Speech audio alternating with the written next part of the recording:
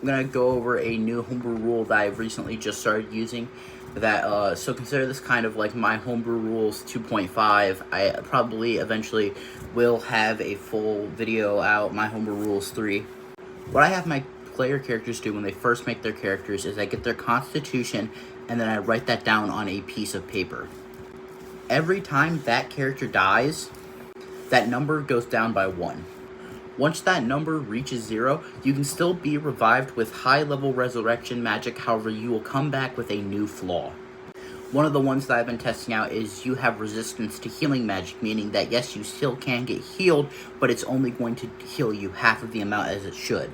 Another one that I've possibly been toying around with is because your character has died so many times and seen so many different afterlives, they turn their alignment to the true neutral alignment because they've seen both the afterlives of the moral scales. And there will be some people being like, oh, well, if a wizard gets knocked down and like dies the first time they die because they're most likely going to have a negative constitution, they can't be revived.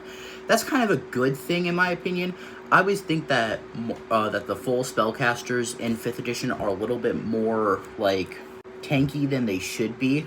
For an example, in most older editions of D&D, wizards had a D4 hit dice, but now they have a D6 hit dice, meaning that you're on average going to get more hit points per level. That's a completely different video that I plan on making at some point though, but for just now, know that that is my resurrection homebrew rule.